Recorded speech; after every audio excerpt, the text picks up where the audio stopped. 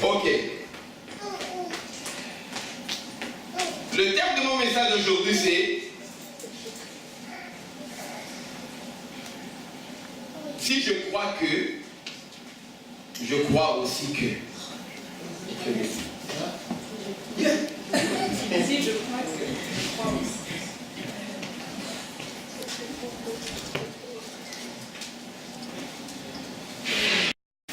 Chapitre 4. Nous lirons le verset 14.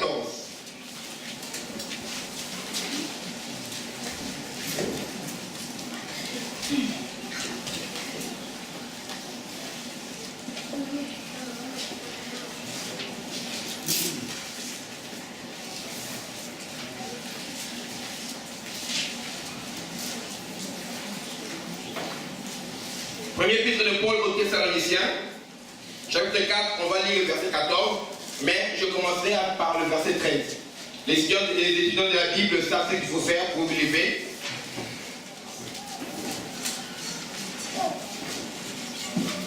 Un Thessaloniciens.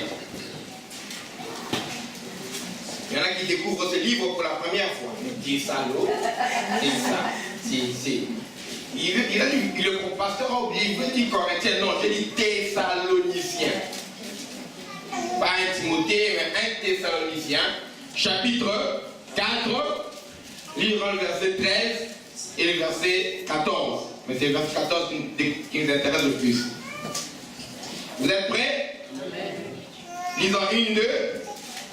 Nous ne voulons pas, frères, que vous soyez dans l'ignorance au sujet de ceux qui sont morts, afin que vous ne nous affligiez pas comme les autres qui n'ont point d'espérance.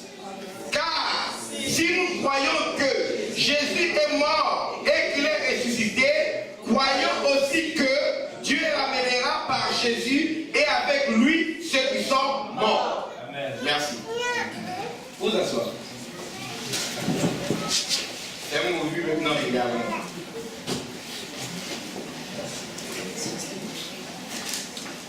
Il y a des choses que Dieu ne veut pas que nous soyons dans l'ignorance au sujet de ces choses-là. Amen. Il y a des choses qui doivent être des piliers de notre foi. Amen.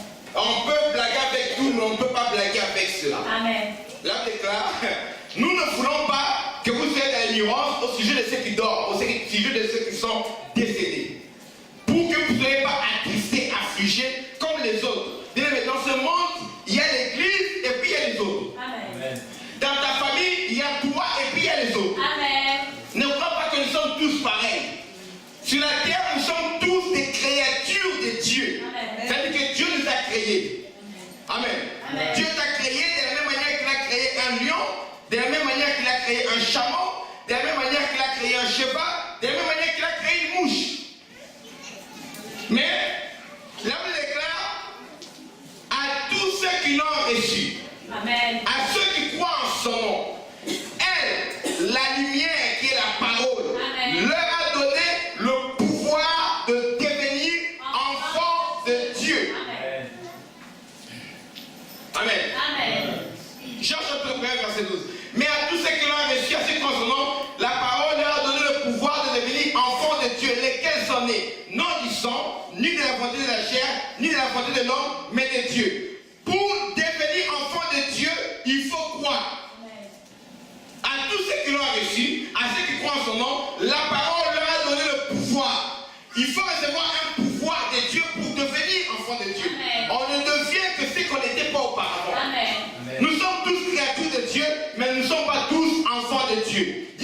modèle. Nous sommes tous créatures de Dieu. Mais nous ne sommes pas tous des enfants de Dieu. Pour devenir enfant de Dieu, la déclare qu'il faut croire. Il faut recevoir la parole. Christ, c'est la vie. Celui qui a le Fils, il a la vie. Celui qui n'a pas le Fils n'a pas la vie. Amen. La colère de Dieu demeure sur lui. Il n'y a pas d'équivoque. Vous pouvez argumenter comme vous voulez, mais nous sommes sûrs de ce que nous croyons. Amen. Nous avons la vie en Christ. Et Christ est ressuscité de mort pour nous prouver que tous ceux qui sont en lui ressusciteront également de mort au dernier jour, quand lui reviendra. Et pour montrer aux gens, parce que Jésus est arrivé dans un village de Béthanie, là il y avait une famille, c'était une famille amie. Quand Jésus-Christ est arrivé là-bas, son ami est décédé et ses sœurs qui étaient comme ses amis sont venues chez lui pour se plaindre, pour dire si tu avais été là, notre frère serait encore vivant. J'ai déjà dit à l'une des sœurs, écoute, je suis la résurrection et la vie. Celui qui croit en moi vivra, ne mourra pas. Et pour leur montrer qu'il est la résurrection et la vie, Jésus est allé devant le tombeau de Lazare et il a dit, Lazare, sors. Ce mort était enterré depuis 4 jours. Ce mort est sorti vivant du tombeau. Ce qui était impossible aux hommes. Parce qu'après 3 jours, c'est la putréfaction qui a commencé, la décomposition. Cet homme était décomposé, les tissus étaient décomposés. Quand il a dit, Lazare, sors, cet homme est revenu à la vie. Amen. On ne sait même pas les tomber pour comment il a marché, mais il a sauté jusqu'à ce qu'il est venu parce qu'il était embaumé, il a été entouré de bandeaux. Jésus a dit, non, déliez-les et laissez-les aller. Jésus a guéri la fille de Jairus. Il a ressuscité le mort. Il a ressuscité le fils de la veuve de Naïn. Jésus-Christ a ressuscité plusieurs morts pour montrer qu'il est la résurrection et la vie. Amen. Et après lui-même, quand il est mort, 3 jours après, il est ressuscité. Si tu vas à Jérusalem, le tombeau est vide. Amen. Amen. Alléluia. Amen. Alléluia. Amen. Bouddha. En Arabie, il y a les ossements du prophète Mahomet. Quand tu vas à Jérusalem, là-bas, le tombeau de Jésus est vide parce qu'il est ressuscité de mort. Maintenant, il dit, je ne veux pas que vous soyez dans l'ignorance au sujet de ceux qui dorment, mais ceux qui dorment en Christ. Parce que si nous croyons que Dieu a ressuscité Jésus-Christ d'entre les morts, croyons aussi que Dieu nous ressuscitera d'entre les morts par Christ. Dieu ramènera par Jésus-Christ ceux qui sont morts. Si nous croyons ceci, nous sommes aussi obligés de croire cela. La foi d'une chose doit t'amener à avoir la foi d'une autre chose. Amen. Si je crois que, je crois aussi que. Amen. Amen. Commencez à attacher vos ceintures parce que bientôt je vais décoller. Amen. Attachez bien vos ceintures parce que bientôt je vais décoller. Bien aimés, nous ne sommes pas là en train de vous prêcher l'évangile à cause d'un mouvement philosophique qui a convaincu nos cœurs. Non, si je vous prêche l'évangile, c'est parce que j'ai vu la puissance du nom de Jésus-Christ. Amen. J'ai vu Jésus-Christ guérir les malades. Amen. J'ai vu les gens qui étaient programmés à être opérés de fibromes avec tous les radios qui ont été faits. Et on prie pour la personne la nuit. La personne est guérie, va à l'hôpital, on fait le scanner, on regarde tout, il n'y a plus la maladie. Tous ces compléments ont disparu. Amen. Amen. Alléluia. Amen. Je suis déjà arrivé à l'hôpital, on m'a dit qu'une femme qui devait accoucher, on m'a appelé, c'était une famille à problème. J'arrive là-bas, l'enfant est né, mort-né. Il n'y a pas la vie. J'ai levé les mains, j'ai prié Dieu. Amen. J'ai prononcé les paroles sur l'enfant. Au lieu d'amener l'enfant à la mort, le médecin, je ne sais pas qu'est-ce qu'il a pris, il a déposé l'enfant juste à côté. J'ai prié et c'est le médecin qui fait nous expliquer. La Bible déclare que, pas la Bible déclare.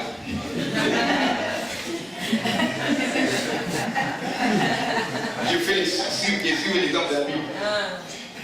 Cet avorton-là, mort, cadavre, le médecin dit que, après, il vient de regarder l'enfant. C'est son travail. Hein? Oui.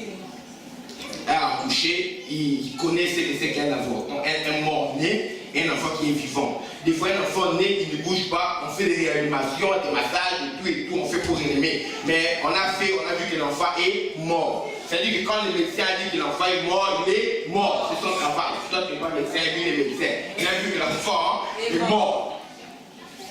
Il a mis de côté. On est venu. Maintenant, c'était la petite sœur de la maman qui était la secrétaire de l'église, la maison du roi à Kinshasa. Et il pleurait. Et on t'a amené le pasteur à l'hôpital. L'hôpital s'appelait Clinique Noise. Et je suis retourné, j'ai prié.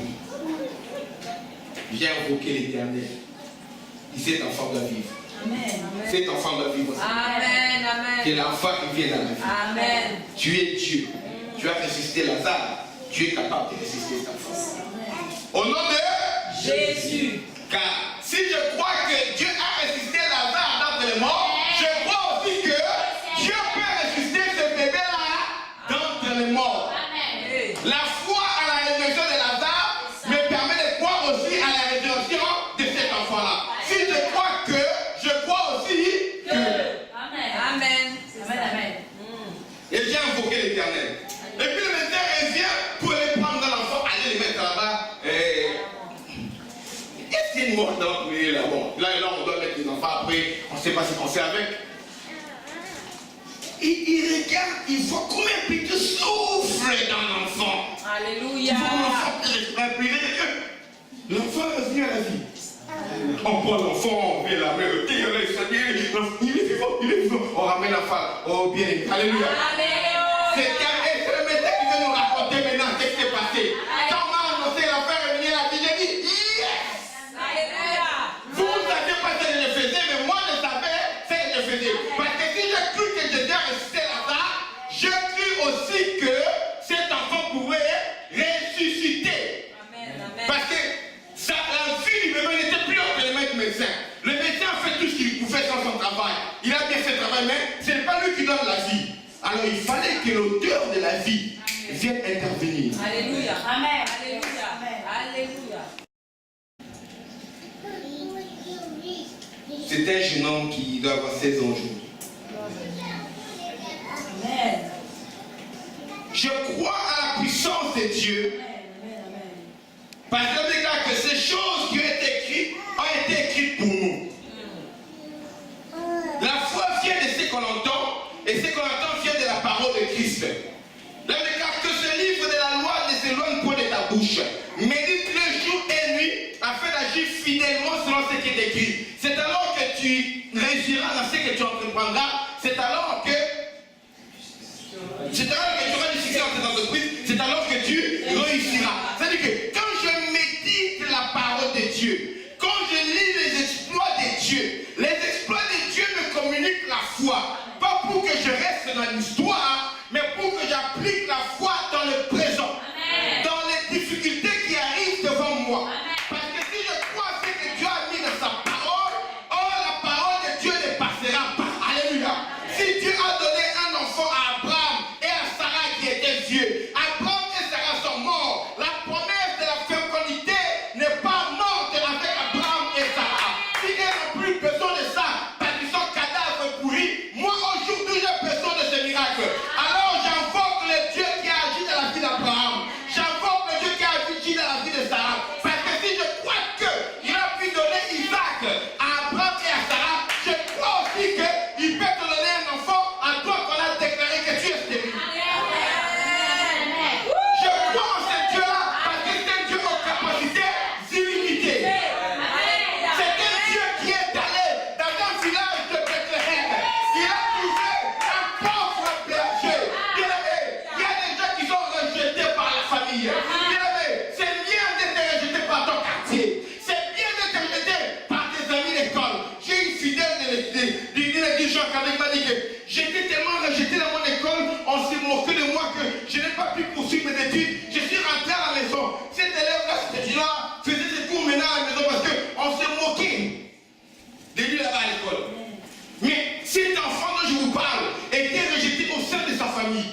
Le prophète Samuel a été envoyé dans sa famille pour dire, on lui a dit qu'il y a un roi dans cette maison-là. Va là-bas, tu vas vendre un roi pour remplacer Saül. Samuel est venu. Il est venu avec les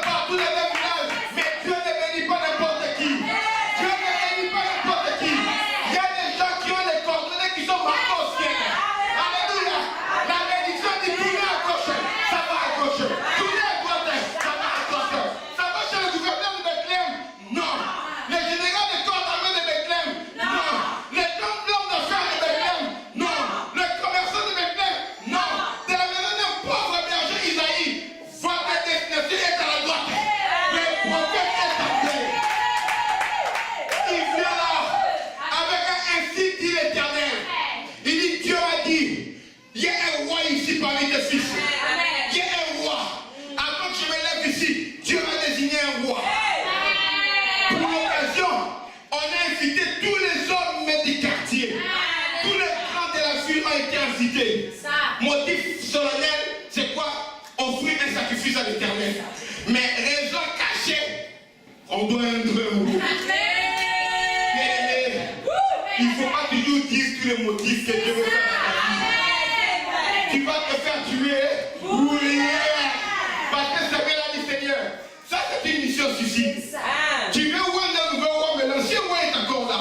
Si c'est un apôtre que je vais voir un roi, il va me tuer. Dieu lui a dit non. Va leur dire que tu vas offrir un sacrifice. Mais la vraie raison, tu vas aller pour un. C'est Dieu qui m'a dit. Tu es venu faire quoi? Offrir un sacrifice à l'Éternel. Ensemble, dans et en catiminer, Isaïe, il y a un roi dans ta maison. Alléluia. Des fois, nous nous réunissons, vous croyez que nous sommes l'esprit pour une chose. Non, Dieu nous a dit pour une autre chose. Amen. Non, tu n'as pas compris.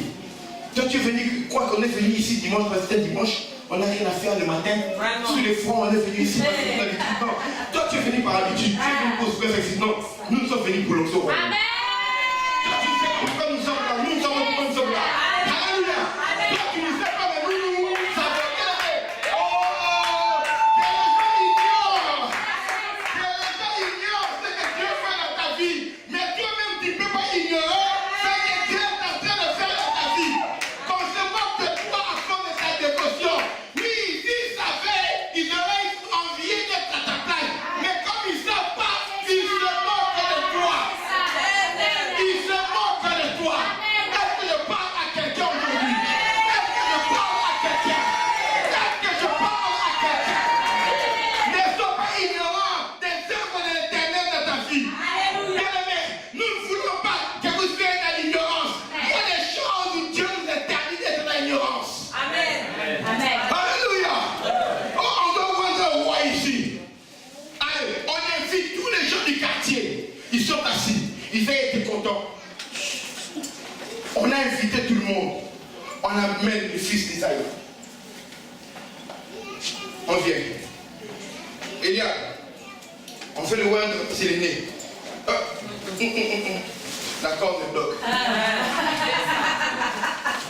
Parce que Eliab était venu, il était géant, fort, imposant. Et c'était l'aîné. On a dit, sur moi, c'est lui l'aîné qui va être le roi. C'est normal. Fort et imposant. Quand il vient, même l'homme Samuel a dit, c'est souvent c'est ici qui est le roi de l'Éternel. Et là, vient, Samuel dit, fais-moi la corde des blocs. Il dit, Isaïe, c'est pas celui-ci qui est roi. Parce que Dieu l'a rejeté. Bien aimé, les hommes aiment beaucoup juger selon les apparences. Les hommes aiment beaucoup juger selon les apparences. Bien aimé, si tu suis les apparences, tu iras à la mort. Oh, tu vois la fille là parce que c'est maquille bien, c'est ça la bonne femme à mettre dans la maison. Voilà. Tu mangeras le maquillage dans la maison. Dis encore. Tu vois ces garçons-là, parce qu'il a une très belle voiture. Alléluia. Il a une très belle voiture. Il sent bon. Il sent Dieu intense. Alors, Dieu te dit, c'est lui l'homme à épouser. Tu seras marié avec ces vêtements qui sentent Dieu intense. Lui, il est toujours parti. Il fait que découcher sur découcher. Une semaine dehors, un jour à la maison. Une semaine dehors, mais tous les jours tu sens les draps. Dieu intense. Ces vêtements, Dieu intense. Tu vas épouser les chemises avec l'odeur de Dieu intense. Et l'homme est parti. Parce que les gens aiment trop regarder aux apparences. La voiture peut tomber en panne sur l'autoroute. La voiture peut faire un accident. Si tu l'as poussé pour la voiture, le jour où la voiture crache, ton mariage aussi crache. C'est ça. Alléluia. Alléluia.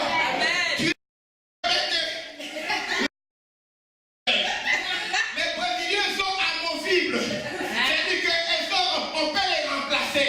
On colle, on décolle.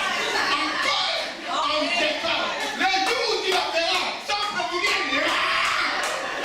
il comprendra que tu as épousé une femme trop jeune. La sœur de Yul Brunner, un acteur là qui contact.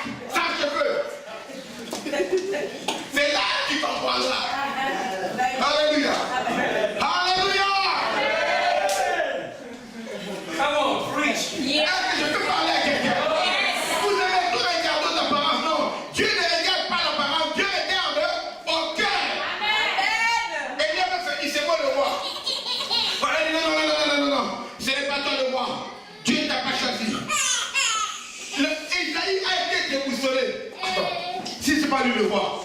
Donc c'est le deuxième. Amen. Amen. On amène jusqu'à Abinadab. Abinadab vient aussi, ça, il vient déjà comme ça. Il y a des gens, pour que Samuel rejette Eliab, Dieu a dit à Samuel, je ne l'ai pas choisi, je l'ai rejeté. Amen. Amen. Il y a des gens pour les rejeter, il faut que Dieu te dise. Parce que si Dieu ne te dit pas, tu crois que c'est eux. Quand Abinadab est venu, Dieu n'a pas dit même à Samuel. Samuel se m'a regardé, non, c'est pas Dieu. Il y a des gens, quand tu les regardes seulement comme ça, Dieu connaissait l'esprit, même quand les révélations de ça, c'est pas. À la place, pour faire la modération là, non, c'est pas lui. Amen. Pour prêcher là-bas, non, c'est pas lui. Pour venir épouser ma fille, non, c'est pas toi. Amen. Oh papa, tu connais comment? Non. Je l'ai regardé, je te le dis avec. Je l'ai regardé. Je suis ce que toi tu ne peux pas voir. Amen. On amène encore le troisième pan. Bien-aimé, on a amené 7 enfants, 7 fils d'Isaïe. Personne. Aucun mot parmi eux. Mais quand on était là en train de bouger avec lui, Dieu ne ment pas. Si Dieu dit qu'il t'a béni, c'est qu'il t'a béni. Si Dieu t'a prophétisé la bénédiction, si la bénédiction tarde, attends-la. Quand elle s'accomplira, certainement. Dieu ne ment pas. Dieu ne ment pas. Dieu n'a jamais menti et Dieu ne mentira jamais. C'est le diable qui est le père du mensonge. Dieu ne ment pas. Dis à ton ami, Dieu ne ment pas. Si Dieu ne ment pas, où est le roi? C'est ça. Où est le roi? Amen. On a amené tous les enfants d'Isaïe. Écoutez, Samuel n'est pas allé choisir.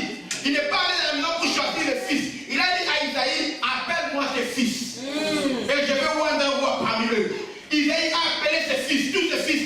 Parmi eux, il n'y avait aucun qui était roi. Samuel a dit, et Dieu ne ment pas. Il a demandé à Isaïe, attends, est-ce que ce sont là tous tes fils? Écoutez, comment on peut faire une réunion dans une famille pour rendre un roi?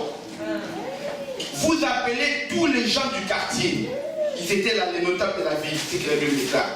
On appelle les fils, mais Isaïe oublie d'appeler David. C'est-à-dire que quand Isaïe voyait David, il ne voyait rien de bon en lui. Nous savons que des fois les papas sont durs, mais les mamans sont toujours tendres. Amen. Quand un papa punit un enfant en cachette, la maman vient toujours enlever la punition en cachette. Il y a une punition en vogue en Afrique, ici ça ne se fait pas. En Afrique, une punition en vogue, c'est quoi? Tu fais des bêtises dans ton égard, tu n'écoutes pas. Dis donc, toi le fois de égard, aujourd'hui, tu ne mangeras pas. Quand les éclats tombent, t'es foutu. Vous blaguez avec les punitions. Oh, mon personne. Du coup, comme j'avais peut-être jamais de vous qui dit, il était avec son copain dit, on l'a puni, monte dans la chambre. Il va là-bas, il s'assoit, avec des pots de yaourt, en train de jouer au PlayStation. Et j'avais entendu dire, tu es puni, oui, là tu es puni là. Avec le PlayStation, c'est pas une punition. Je me dis, donc, chez nous quand on dit tu ne mangeras pas, fini. Mais qu'est-ce qui est arrivé? Que tu restes affamé. Le papa croit que la punition continue. Souvent la maman venait en cachette. Il te donne la nourriture pour manger. Il dit, mange. Et ici la bouche. Ne dis pas papa, ok? Quand papa rentre, il te croit que tu es fatigué, il te trouve du jour en train de jouer fort. Ma maman est déjà passée par là pour tester les nourritures en cachette. Livraison express. Bien aimé. Même si le papa n'a pas appelé David, cette femme a porté David pendant 9 mois dans le ventre. Elle a souffert pour accoucher de cet enfant. Et on vient rendre un roi. On invite même les étrangers. Mais lui, David, on ne l'invite pas. Même la maman a laissé David dans la forêt. Bien aimé, il y a des gens qui sont rejetés par leur famille. Il y a des gens, quand on les regarde, on dit qu'ils ne peuvent rien faire. Ils ne valent rien dans la famille. Bien aimé, peu importe ce que les gens disent de toi. Peu importe ce que ta famille pense de toi. Peu importe ce que ton père et ta mère pensent de toi. Ce que Dieu pense de toi est de loin meilleur. Ce que tes parents pensent de toi. Ce que les dit parce que personne ne te connaît comme Dieu.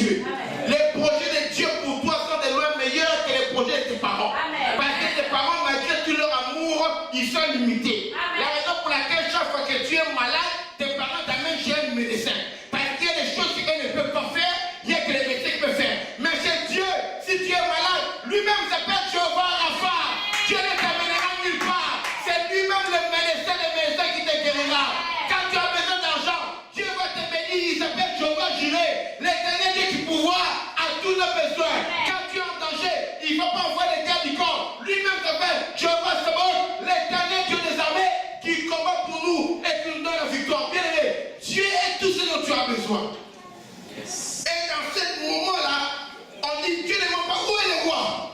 Oh, Isaïe dit, oh non. C'est là tous tes fils, on a demandé à Isaïe. Il a dit non, non, il reste un dernier. C'est ça. Samuel dit, il est où? Je ne partirai pas ici, non. Il est dans la brousse, en train de garder les brebis. Bien aimé. On a fait de toi un gardien de brebis pour que tu célèbres la fête. Si tu viens, tu viendras avec l'odeur des brebis. Amen, amen. Et tu vas gêner les invités avec ton odeur.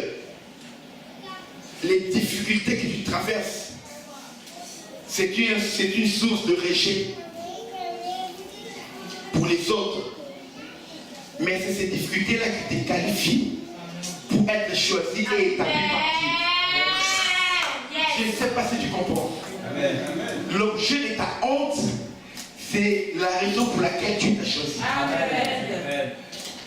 Parce que pendant qu'il restait à la maison, on a fait de David le gardien des bergers, des brebis. Quand David gardait les brebis, dans la solitude, il a appris à se confier à l'Éternel. Oh yes. La plupart des psaumes de David que vous avez lus là, ce sont des psaumes qu'il a écrits pendant qu'il était gardien des brebis. Amen. Dans la solitude, en danger, dans la fois la Bible, David raconte que des fois quand il gardait les brebis, un lion surgissait pour l'attaquer. Un lion venait ravir la brebis. Des fois, c'était un ours qui venait ravir la brebis. Quand eux les voyaient travailler, David était en danger. Il savait que mon père ne peut rien faire pour moi ici. Ma mère ne peut rien faire pour moi ici. Il a appris à se confier à l'Éternel. C'est pourquoi ne pleure pas toujours pour tes difficultés. Tes difficultés ne dureront pas toujours. C'est l'école de formation. Alléluia. Là où Dieu t'amène, tu dois passer d'abord par cette école-là pour être qualifié. Et dans la détresse, David a appris à regarder vers l'Éternel. Comme il dit, je lève mes yeux vers les montagnes. D'où me viendra le secours? Le secours me vient de l'Éternel qui a fait les cieux et la terre. Et quand les lions ravissaient le brebis, David courait, il a tapé la brebis de la gueule du lion, il a arraché la brebis. Et David dit, si les lions partaient, il avait de la chance. Mais si les lions laissaient la brebis s'attaquer à lui, David se saisissait du lion. Il les saisissait à la gorge et les frappait, les tuer. Tu dois être un sorcier pour te battre avec un lion, avec un seul bâton et le tuer. Et puis l'efficace de la sorcellerie. David était un enfant mineur quand il vivait cette expérience-là. Quand Dieu a vu la brebis être attaquée par le lion, David risquait sa vie pour la brebis. Et il regardait le peuple d'Israël. C'était comme les brebis perdus de la maison d'Israël. Dieu a dit, ce peuple a besoin d'un bon berger. Saül n'est plus un bon berger. Saül n'est plus un bon roi. Où trouverai-je un bon roi? Où trouverai-je un bon berger? Il regarde dans la forêt, il voit un garçon en train de l'invoquer. Pas en train de fuir que Dieu le protège de lion, non. Un garçon venir faire la face au lion, invoquer l'Éternel, et il a tué les lions. Dieu a donné la force à David. David a tué les lions. Après l'ours, David a tué l'ours. Dieu a dit, j'ai trouvé le roi d'Israël. Un homme selon mon cœur. Un homme même dans le danger, il n'abandonne pas les brebis. Alléluia. Un homme qui est fidèle, qui subit les injustices avec patience jusqu'au jour où il verra l'élévation de l'Éternel. C'était un homme qui est rejeté par les hommes, un homme qui tourne sa confiance vers Dieu. Il est qualifié. Alors que les autres croyaient qu'ils étaient en train de le punir, au contraire, ils étaient en train de le qualifier pour la bénédiction de Dieu. C'est pourquoi il ne faut pas toujours te justifier. Oh, on m'a fait du mal. Oh, on m'a fait ceci. Moi, j'aime quand on me fait du mal. Parce que tu es en train de me pousser dans les bras de l'Éternel. J'aime quand on est juste devant moi. Quand on m'écrit injustement, tu es en train de me pousser dans les bras de l'Éternel. Car je vais invoquer ce qui s'appelle Jéhovah Tsidkenu, l'Éternel ma justice. Si moi je te rends justice, ce sera mon niveau. Mais si Dieu rend justice, Dieu a dit à moi la vengeance, à moi la rétribution. Dieu saura comment te frapper comme il faut. De la manière, moi je ne pourrai pas. Amen. Et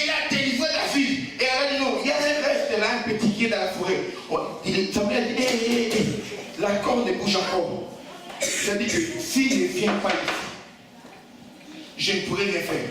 Je ne partirai pas d'ici. Il doit venir parce que la parole de Dieu doit s'accomplir. Amen. Bien aimé. Il y a des bénédictions qui doivent s'étendre. Eh, maman.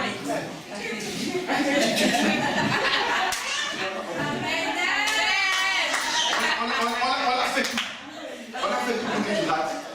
Tu n'es pas sur la liste. Tu ne partiras pas. Ça doit t'attendre. Je dis que ça doit attendre. Est-ce que la bénédiction m'attend? C'est que Dieu aussi, l'homme de Dieu aussi, vous les invitez, vous qui m'avez exclu, vous qui m'avez oublié, et moi j'avance à mon rythme. Je suis en train de venir à mon rythme. Je ne me précipite pas, car la bénédiction doit m'attendre. Dieu l'a destiné pour moi. Non, nous ne voulons pas la bénédiction d'autrui. Oh, nous arrachons chez Dieu. Non. Dieu ordonne au diable de lâcher. Amen. Il doit rapporter en demandant pardon. Tu as taxé la dernière fois. Allez, va chez lui. Et David était là en train de marcher. La brebis recule, il marche par la brebis. Parce que lui marche toujours avec les brebis. Fidèle. Et quand il arrive là, tout le monde regarde. Oh, c'est lui qu'on attend. Et Samuel dit, c'est un enfant, un petit. Écoute, celui que Dieu a qualifié, tu ne peux pas l'appeler petit. Amen. Vous devez trop juger les choses sur les apparences. Oh, c'est une petite église. Oh, lui là c'est un petit. Oh, l'autre là c'est un immigré. Oh, l'autre là c'est un bébé. Celui que Dieu a qualifié, il a qualifié. Amen. Celui que Dieu a qualifié, a qualifié. Amen. Il y a un proverbe moderne chez moi qui dit un enfant qui tient une arme Kalachnikov, on lui demande plus son âge.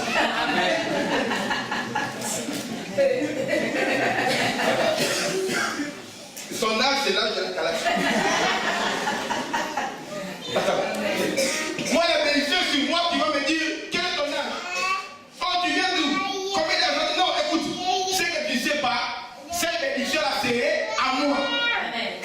Et Samuel a pris la corne. Il a roué David. L'onction est descendu sur lui. La promesse de Dieu s'est accomplie. Alors, quand je lis ce que Dieu a fait dans la vie de David, ça me donne la foi que, comme Dieu a choisi David, il déclare que Dieu prend le pauvre de la poussière. Du fumier, il retire l'indigent. Il élève.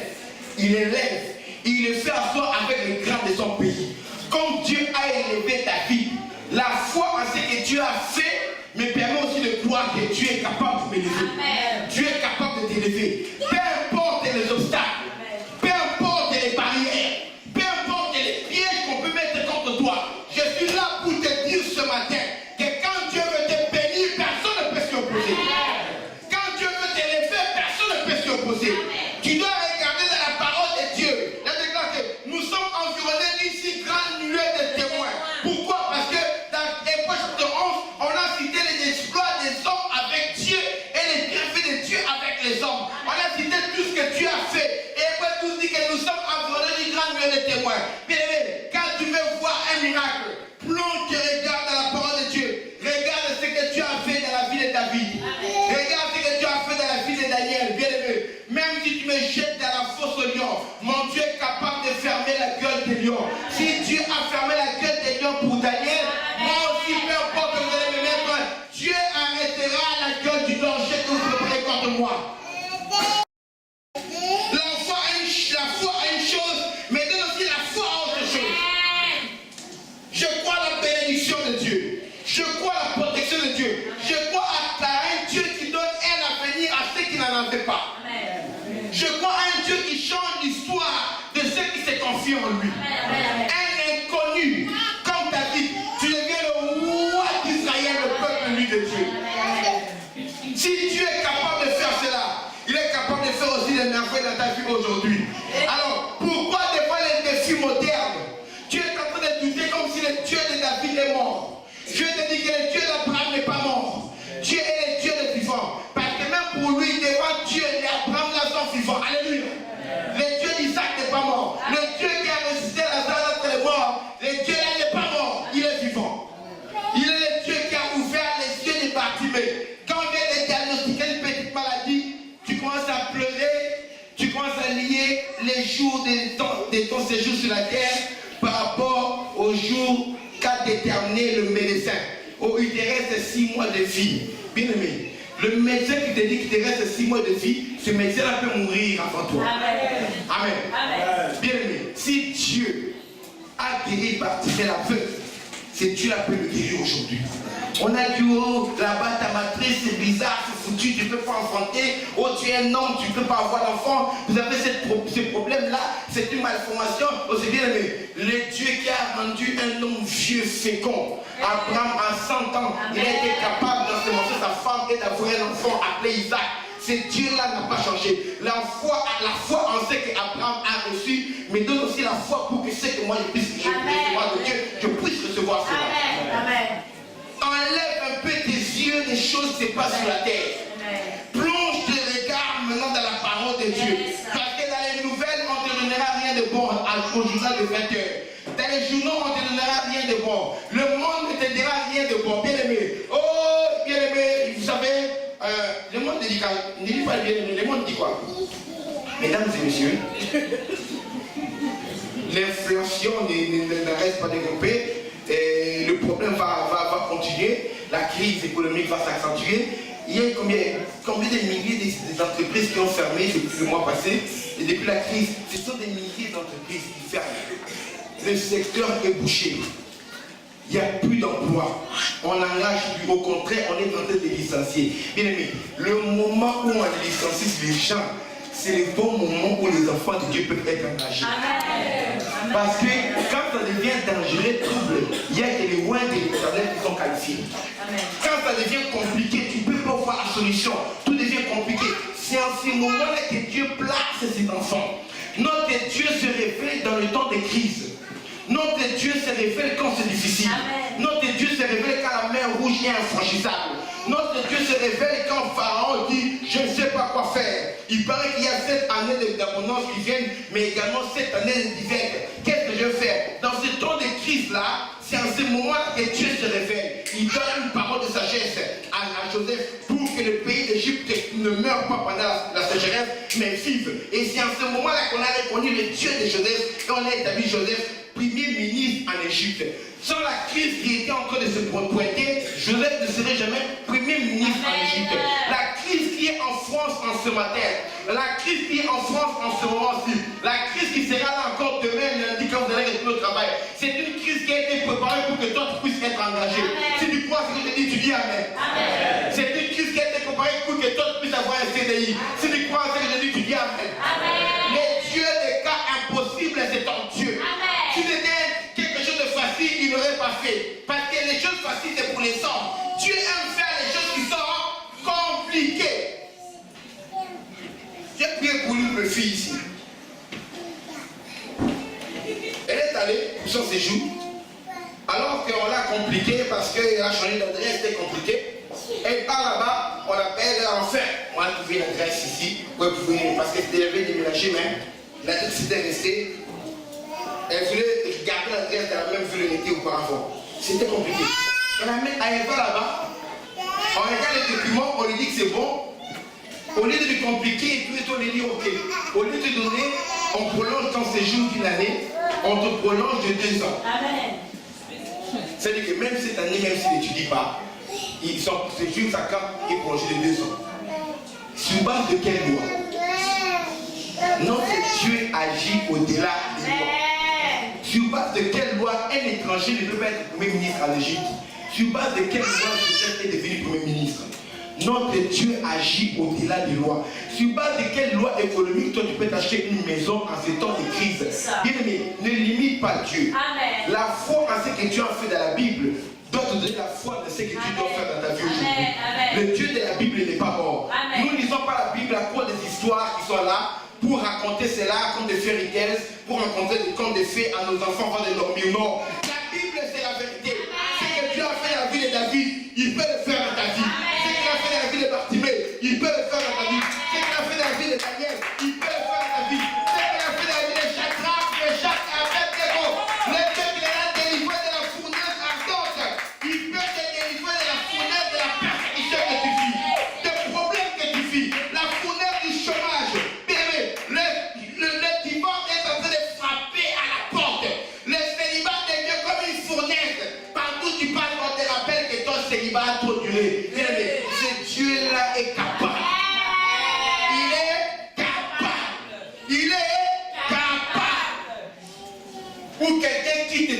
jolie fille, c'est pas que tu n'es pas jolie. Mais il vient seulement chez toi. Toi, tu demandes, mais qu'est-ce qu'il me fait? Mais c'est toi. C'est toi que je veux. Il perd même les mots. Quand il vient, il dit, mais je te veux parce que quand je te vois, mon cœur fait beaucoup de coups.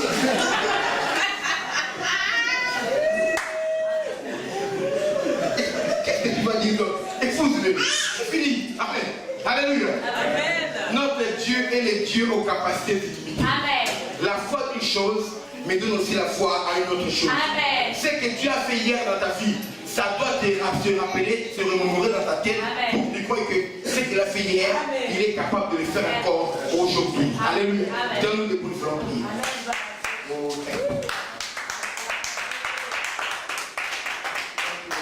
Merci Seigneur.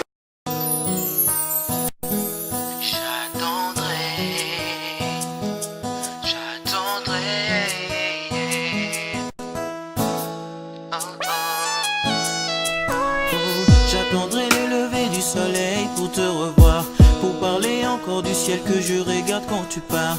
Rêver de toi et moi au-delà des nuages. J'attendrai, j'attendrai, j'attendrai, j'attendrai que tu me parles encore de ces moments-là où l'on était toi et moi quand j'écoutais tes histoires.